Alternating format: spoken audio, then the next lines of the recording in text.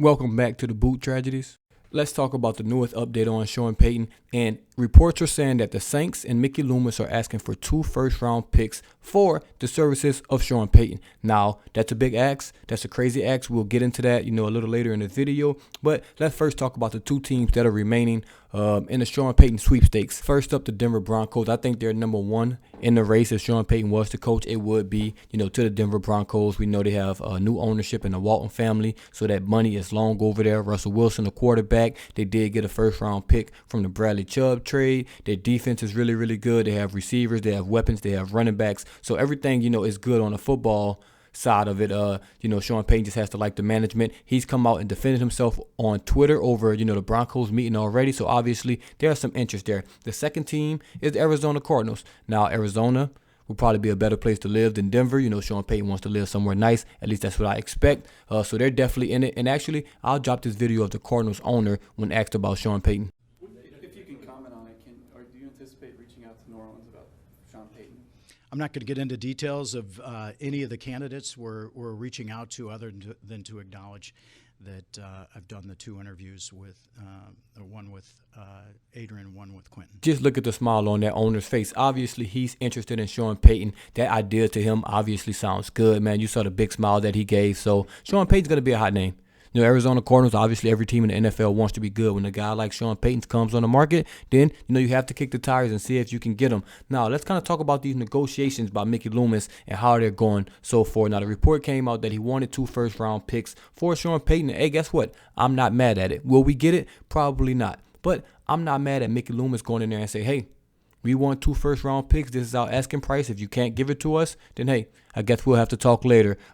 Now, let's talk about Mickey Loomis, his last couple trades. Obviously, he had to trade with the Eagles for Gardner Johnson. That's not looking too good for him right now. That's definitely not looking too good for him. Basically, let him go for nothing. He's playing well. I think he was the leader in interceptions for a while. Don't know if he finished there. Also, you have the draft trade where you end up taking Chris Olave and Trevor Penning in the first round. Both of those guys have shown potential, especially Olave. Trevor Penning has yet to stay healthy, but Eagles end up having that 10th pick, and they're going to play in the Super Bowl. So, obviously, after those 2 trades, people are kind of looking at you, Mickey Loomis, like, hey, you've been losing the trade battles. Now it seems that you hold all the cards. You have to win this trade, at least for public perception, from fans, from everybody around the league. Can't be getting robbed and gypped every time you make a trade. So I do think Mickey Loomis really wants to hit a home run in these trade negotiations. That's why I think he's going to play hardball. Now let's jump into some of these negotiation tactical decisions that Mickey Loomis is making. Say if I'm trying to sell a car to someone, and I know I would take $10,000 for a car. Let's just use an even number here. If I'll take $10,000 for this car, guess what? I'm going to ask for $12,000.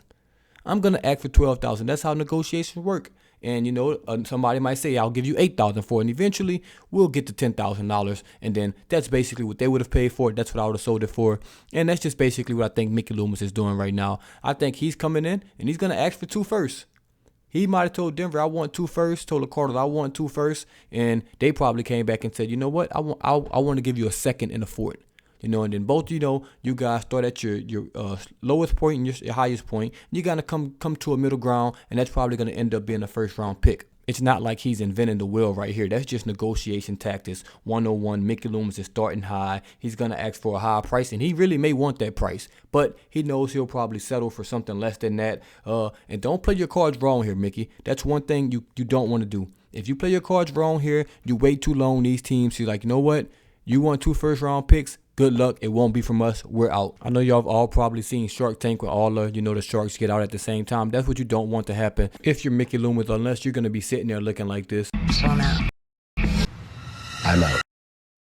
I'm out.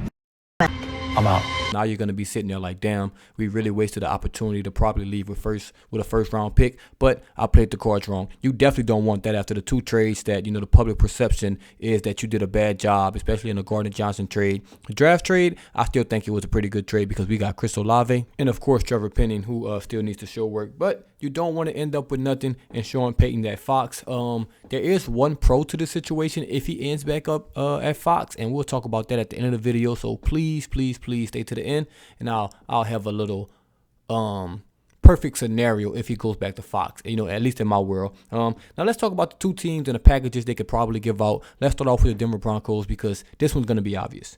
They got a first-round pick from the Bradley Chubb trade. They traded their first-round picks away to get Russell Wilson, so they don't have a first-round pick of their own. But they have the 29th pick in the NFL draft.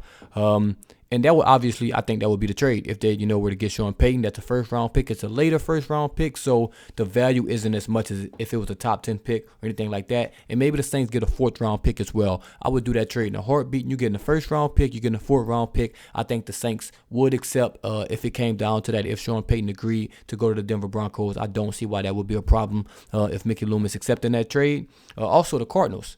Now, the Cardinals, they have the number 3 pick. I give it a 0.5% chance that they give up a number 3 pick in a draft for a coach. I just don't see that happening when they're going to have all the cards to probably trade back.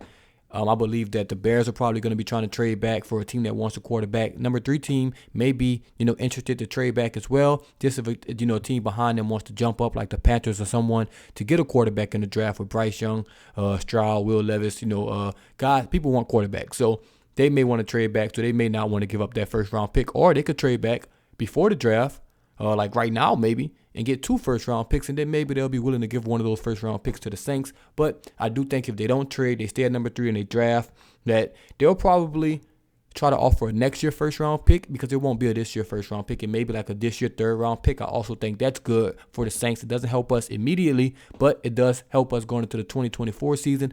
Just in case the Saints suck again, now you're going to have 2 first-round picks in that 2024 draft. And that's a draft where Caleb Williams is going to be coming out, and he's going to be a very, very good prospect. Don't know how he'll turn out to be an NFL player, but he's going to easily be the number 1 pick going into the 2024 draft, barring injury and things like that, because you can't predict the future on that. So to have 2 first-round picks, if that quarterback position is not solved, which is probably not going to be after one offseason, you'll have 2 first-round picks. Maybe if you stink again, you'll already be picking low. You have a top 10 pick again, then maybe you can package those picks, try to get to that number 1 spot or whatever to get a Caleb Williams or something like that.